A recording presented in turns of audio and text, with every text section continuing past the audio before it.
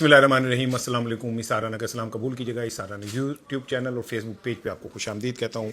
हस्ब मामूल बहुत सारी दुआएं आपके लिए। आपसे दरख्वास्त है मेरे चैनल को ज़रूर सब्सक्राइब कीजिए और बेल आइकन को भी प्रेस कीजिए। वीडियो अच्छी लगे दोस्तों में भी शेयर कीजिएगा। दायरे गैर में रहने वाले और पाकिस्तान में रहने वाले मेरे पाकिस्तानियों के दिल से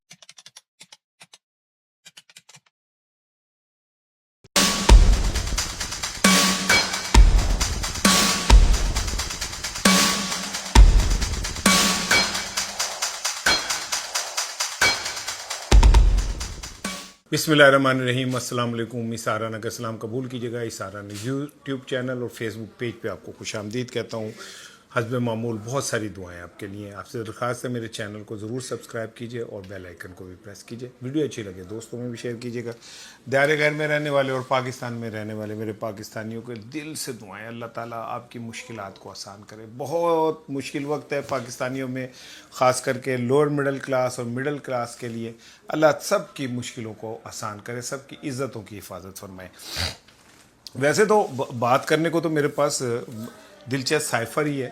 पूरे पाकिस्तान में साइफ़र हो रहा है और मेरा ख्याल है कि जो सहाफ़ी और जो सियासतदान ये कहते थे कि साइफ़र जाली है, झूठा, उन्हें तो मेरा ख्याल है वक्त निकाल के फ़ौत हो जाना चाहिए। और बहुत बड़े बड़े सहाफ़ी थे। मैं सलीम साफ़ी साहब की बहुत इज़्ज़त करता हूँ। वो बड़ा नाम है, जियो के ऊपर बैठ के प्रोग्राम करते हैं। पाकिस्तान में जो वो कद है ना लोगों का, वो इस बात से नहीं मापा जाता कि कौन क्या कह रहा है। ये देखा जाता है कि कौन किस बड़े चैनल के ऊपर बैठा हुआ है। वहाँ बैठ के जाहिर है उसकी रीच बड़ी है, ज़्यादा लोगों में नज़र आएगा।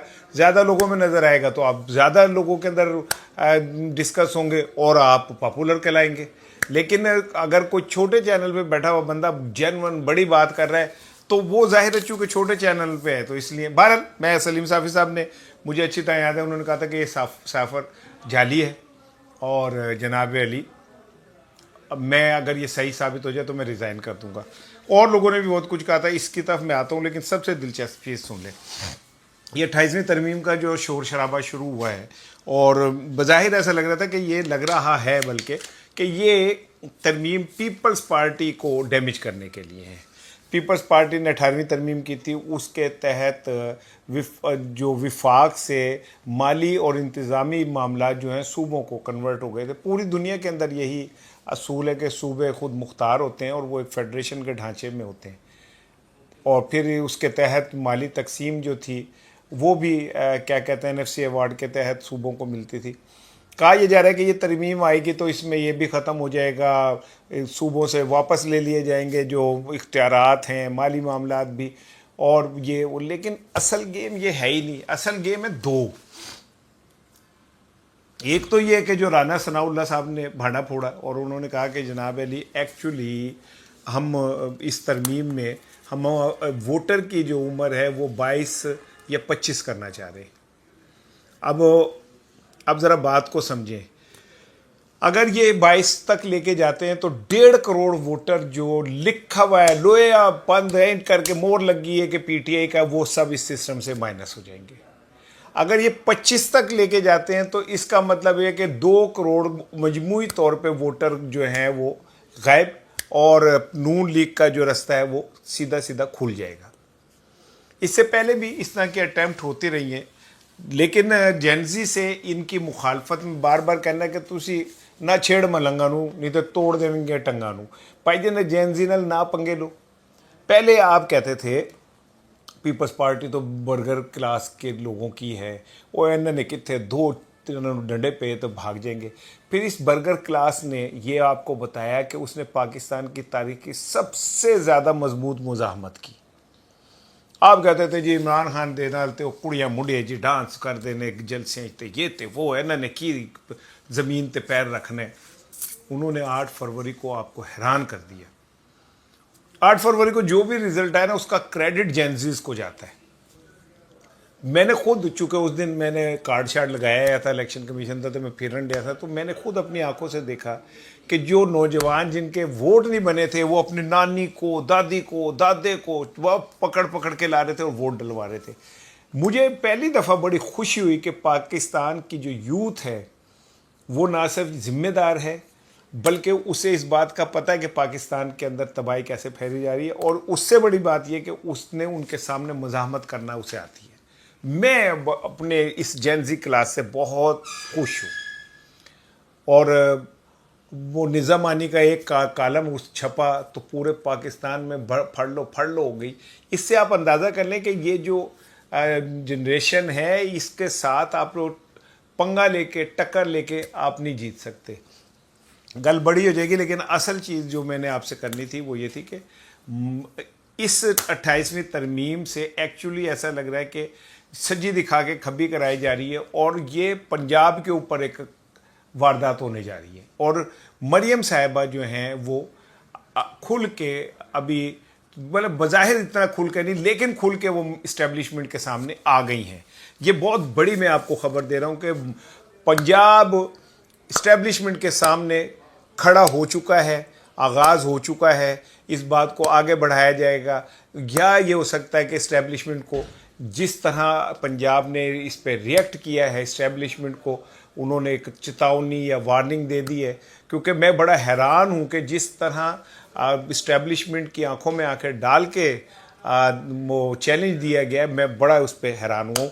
یہ چیلنج کیسے ہوا, کیا چتاونی دی گئی, کیسے سامنے آئے ہیں, اس پہ میں بات کرتا ہوں. لیکن یہ جو آپ نے 18 سال کی عمر کے بچوں سے, جو نوجوانوں سے جن کے ہاتھ میں پاکستان کا فیوچر ہے, آپ ان سے ووٹ چھین کے ایکچولی کیا کرنا چاہ رہے ہیں؟ ایک نسل آپ سے ناراض ہو چکی ہے جس نے بے نظیر بھٹو کے دور سے آپ کے سامنے کھڑے ہوئے اور اس کے بعد جب پیپلز پارٹی بے نظیر بھٹو کی شہادت کے بعد پیپلز پارٹی جب طاقتوروں کی پارٹی بنی تو وہ وہاں سے ناراض ہو کے عمران خان کے ساتھ کھڑے ہو گئے. وہ نسل ابھی تک قائم ہے, کھڑی ہوئی ہے اپنی جگہ پہ. دوسری نسل وہ ہے جس کا تازہ ووٹ بینک بنا اور وہ نسل پاکستان کے ان حالات سے نفرت کرتی ہے. وہ یہ ان حالات کو دیکھ کے اسے سمجھ آتی ہے کہ پاکستان کو تباہ کیسے کیا گیا. تیسری نسل یہ جینزیز ہیں جن کا آپ ووٹ بینک روک رہے. لیکن لطیفہ یہ ہے کہ یار آپ جینزی کا 18 سال کا ووٹ تو روک رہے اور ایک 19 سال کا بلاول بھٹو جس کو بالکل ککھ نہیں پتا تھا بقول آپ کے, وہ ایک پارٹی کا چیئرمین بن جاتا ہے. 18 سال کی عمر میں آپ شناختی کارڈ بھی بنا دیتے کہ یہ پاکستان کا ذمہ دار شہری ہے. آپ اس کی عدالتوں میں گواہی کو بھی تسلیم کر لیتے. آپ اسے 18 سال کا جو آدمی ہے اس کو آپ کیا کہتے ہیں اہم ترین نوکریاں بھی دے دیتے. سب ووٹ کیونکہ تو آپ کو پتہ چل گیا کہ یہ جو جنریشن ہے یہ آپ سے نفرت کرتی ہے, اس لیے آپ اس سے جان بچانا چاہتے ہیں. کتنے لوگوں کو 25 چھوڑے 30 40 45 سال کی عمر تک کا آپ لگا لیجیے, 45 سال کے اوپر کے لوگ ووٹ دیں گے تو یقین کرو پھر بھی مسلم لیگ نہیں جیتتی, پھر بھی پیپلز پارٹی نہیں جیتے گی. 50 سال کے بندے کا بھی رکھ لیں تب بھی یہ نہیں جیتیں گے. اب آ جائیں اصل چیز کی طرف. رضوان رضی صاحب میرے دوست ہیں, میرے ساتھ پبلک ٹی وی پہ پروگرام کرتے ہیں اور بڑے کٹر مریم صاحبہ کی ٹیم کا حصہ ہیں اور ان سے بہت سارے لوگوں کو بہت سارے شکوے ہیں ٹویٹر پہ, ان کے انداز پہ, لینگویج پہ. میری خیال ان سے کبھی اس پہ بات نہیں ہوتی. ہم دونوں میچور ہیں, ہم اپنے اپنے ڈومین میں رہ کے اپنی بات کرتے ہیں. ہم دونوں کو اس بات کا پتہ کہ ہم نے لمبے عرصے پروگرام کرنا ہے تو اگر ہم روز لڑیں گے تو پروگرام نہیں چل سکتا. رضوان رضی صاحب کو آپ کو یاد ہوگا کہ مریم صاحبہ نے ان کے لیے ٹویٹ بھی کیا جب ان کی سندھ والوں کے ساتھ پیپلز پارٹی کے ساتھ ہوئی اور رضی کو اپنا وہ دادا کہتی ہیں.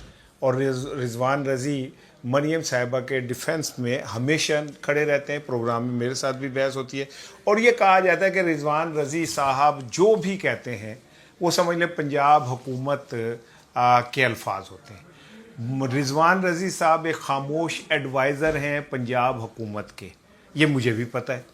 وہ پنجاب حکومت کو نہ صرف میڈیا کے حوالے سے, سوشل میڈیا کے حوالے سے اور بہت سارے حوالے سے رضوان رضی صاحب اپنی ایڈوائزری دیتے ہیں اور ان کو لے کے چلتے ہیں. رضوان رضی صاحب کا تازہ ترین ویلاگ میں نے دیکھا, اب اس سے سنیے گا ذرا. اس میں رضوان رضی صاحب کہتے ہیں کہ جی دیکھیں, اب سنیے گا کہ وہ کس کو مخاطب کر رہے ہیں. وہ کہتے ہیں کہ جی دیکھیں پہلے بھی آپ لوگوں نے 1 یونٹ بنایا, آپ لوگوں نے, اور اس کے بعد یوں ہوا, پھر یوں ہوا اور پھر یوں ہوا اور ملک ٹوٹ گیا, اور اب آپ پھر ایک دفعہ پھر صوبے تقسیم کرنے جا رہے ہیں. اور انہوں نے کہا جی میں جب یہ کرنے لگا تھا تو مجھے آپ میں سے ہی کسی ایک نے کہا کہ نہ کریں اور آپ کے لیے اچھا نہیں ہوگا, تو میں نے کہا میں یہ چیلنج قبول کرتا ہوں اور میں یہ ویلاگ کروں گا. اب آپ کون ہیں آپ سمجھ لیں. 28ਵੀं तरमीम के लिए किसको कहा जा रहा है कि जी 28ਵੀं तरमीम जो है वो लेके आना चाह रहे हैं? रिजवान रज़ी डायरेक्ट किसको मुखातिब है और किसके बिहाफ पे मुतासिर है? क्यों वो मुखातिब और क्यों? क्योंकि कहा यह जा रहा है कि सूबों की तकसीम होगी। पंजाब को 3 इंतज़ामी सूबों में तकसीम किया जाएगा। हज़ारा का सूबा अलहदा होगा, जनूबी पंजाब का अलहदा होगा और अर्बन पंजाब जो है वो अलहदा होगा। अब आप समझें कि ये किसके छाबे में हाथ मारा जा रहा है? ज़ाहिर है नवाज शरीफ साहब के छाबे में हाथ मारा जा रहा है ये सारा कुछ करके। और अब नवाज शरीफ साहब तो सियासत से आलमोस्ट रिटायर हो गए, वो नीला गुंबद की सफाई वगैरह इस तरह के मामला देख रहे हैं। तो फिर ये किसके लिए हो रहा है? मरीम साहिबा के लिए। क्योंकि मरीम साहिबा की अगर डोमेन ख़त्म हो जाती है, देखे ना, एक तरफ एक सूबा है केपी, उसके वज़ीर आला का कहा जाता है कि उसका पासपोर्ट भी जब्त है। एक तरफ एक सूबा है सिंध, जिसका सीएम एक बहुत पढ़ा लिखा आदमी है, लेकिन आपने कभी नहीं सुना होगा कि वो बाहर गया है और मुख्तलिफ ममालिक का दौरा कर रहा है। पाकिस्तान की तारीख में ये पहली दफ़ा हुआ है कि एक सूबे का जो वज़ीर आला है वो गैर ममालिक में जाता है और वहाँ जाके ना सिर्फ ये कि वो कॉन्फ्रेंसें करता है, गैर मुल्की वफूद से खारजा पॉलिसी पे बात करता है और पता नहीं क्या क्या। वैसे आज तक ऑन रिकॉर्ड जब वो जापान गई, चीन गई, तो ये कहा जा रहा था वहाँ से पता नहीं कौन सी टेक्नोलॉजी आ रही है, ये वो आ रही है। आज तक पंजाब को एक टेक्नोलॉजी भी किसी जगह से जहाँ मरीम साहिबा गई नहीं लेके आए। पिछली दफ़ा भी जब वो जापान गई थी तो उन पे बड़ी लेदे हुई थी, लेकिन उन्होंने किया देना की फ़र्क पैदा है, उन्हें किसी की बात से क्या फ़र्क पड़ता है। अच्छा, सोशल मीडिया पे जो भी चल रहा है ना, मैं उस पर बात नहीं करूंगा कि सोशल मीडिया पे चल रहा है जी जो उनका पर्स है वो पता नहीं कितने करोड़ का, घड़ी पता नहीं कितने करोड़ की है, 4.5 करोड़ की है, पर्स पता नहीं कितने लाख का है, 30-35 लाख का है, और जो उन्होंने हाथ में वो डाला हुआ है वो पता नहीं कितने लाख का है, और फिर उनका जो सैंडल हैं वो कितने लाख के हैं, पता नहीं कितने 5-7 करोड़ का, तो यही पैकेज बन जाता है। सोशल मीडिया पे उनके ऊपर तनकीद हो रही है। सो देखें जी, मैं चूँकि मैं बहुत सारी चीज़ों में अब ज़िम्मेदारी का मुजाहरा कर रहा हूँ और मैं नहीं समझता कि मुझे जब उनकी कीमतें नहीं पता, लोग उनके ब्रांड तक बता रहे हैं कि ये फ़लाँ का गूची, मैं तो गरीब आदमी है ना। अब आप यकीन करें गरीब आदमी के साथ होता क्या है। मैं एक बेकरी में गया, मेरे आगे 2 इसी तरह की ख़वातीन थी, मरीम साहिबा जैसी बड़ी पैसे वाली, अल्लाह उन्हें और दे भाई, रिज़्क़ अल्लाह ताला वो दे, लेकिन अच्छा हलाल का दे, सबको दे, मैं तो दुआ करता हूँ। तो उन्होंने कहा कि ये पेस्ट्री का ये पिंक लेडी कितने की है और ये मामलेट पता नहीं कुछ इस तरह की बातें की, वो पैक करा ली। मैंने जाके कहा कि यार ये जो क्या कहते हैं पिंक लेडी है और ये ब्लैक वो है, ये उन्होंने कहा सीधी तरह कहा 150 वाली लैनी है पेस्ट्री या 200 वाली, मुँह तेरा जिडे जो हो जाए तू और नदी काफ़ी, भाई हम तो नहीं कर सकते। मुझे तो एक ही ब्रांड पता नहीं गूची आता है, एक कोई और ब्रांड था वो मुझे नहीं याद, वो कपड़ों का था।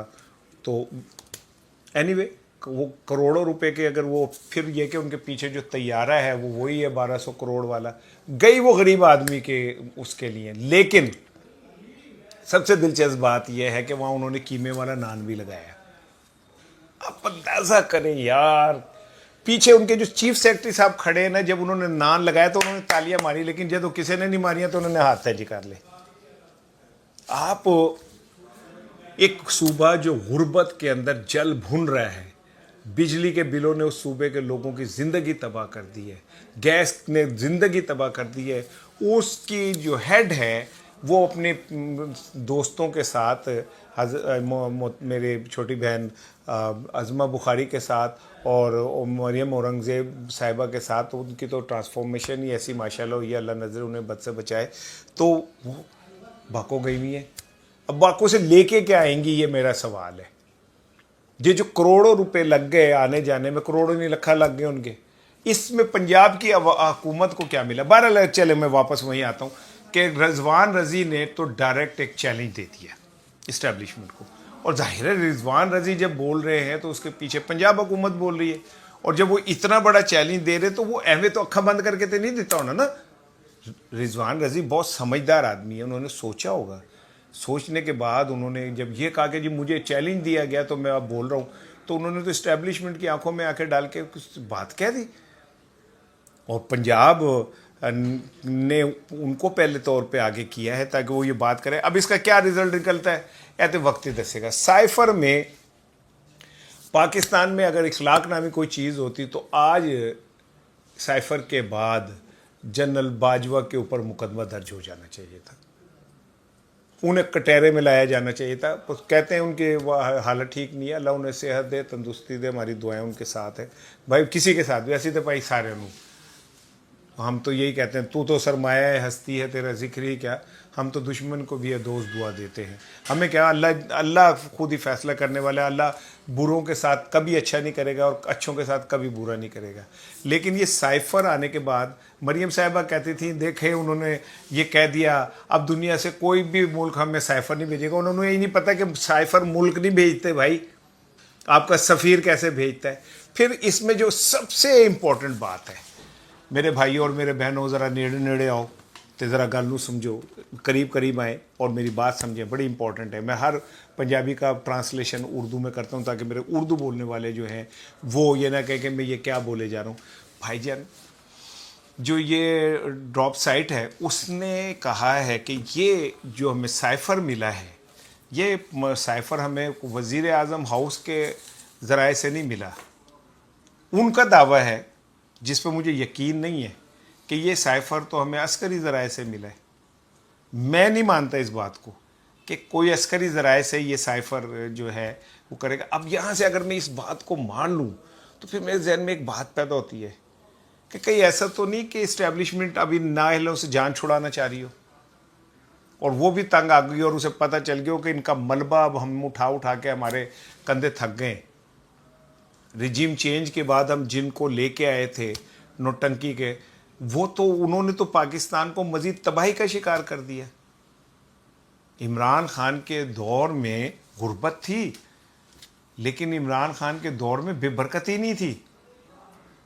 تب تو 180 کا جو ڈالر تھا وہ بھی چبھتا تھا بہت سارے صحافیوں کو، انہوں نے کرسی تو تھلے کل نکل آندی سی. تب تو پٹرول کی قیمت میں 2 روپے بڑھتے تھے، آج 415 روپے یا 14 روپے یا 16 روپے کہیں مل رہا ہے. فوت ہو گئے سب، شرم سے مر گئے ہیں یا ڈھٹائی سے مر گئے ہیں یا ان کے منہ میں جو ہے وہ سونا بھر دیا گیا ہے. آج کوئی اس پہ بات نہیں کرے گا، آج کوئی نہیں اس کے اوپر بات کرے گا. عمران خان کے خلاف جس طرح عدم اعتماد لائی گئی، مولانا فضل الرحمان نے اقرار کر لیا اس بات کا، خواجہ آصف نے کر لیا کہ ہمیں بلا کے باجوہ سے ہماری میٹنگیں ہوتی تھیں. خواجہ آصف کے بعد رانا ثناء اللہ نے، جاوید لطیف نے، ایک بندے پیپلز پارٹی والوں نے اس بات کو تسلیم کیا کہ ہمیں بلا کے اس وقت کی اسٹیبلشمنٹ جو تھی وہ ہمیں کہتی تھی کہ عمران خان کے خلاف عدم اعتماد لانی ہے. اور پھر اس کے بعد یہ عدم اعتماد کے اوپر سائفر آ گیا. اس میں لکھا ہے کہ جی آپ عمران خان کے خلاف عدم اعتماد لائیں اور اسے کامیاب ہونا چاہیے، پھر مکمل خوش ہوگا، پھر ہم آپ کے ساتھ بات کریں گے. اور مجھے ایسا لگتا ہے کہ یہ جو سائفر آیا اور عمران خان کو پھر سائیڈ لائن کیا گیا اور جس طرح ارکان اسمبلی کی قیمتیں لگی، ویسے تو ڈوب مرنے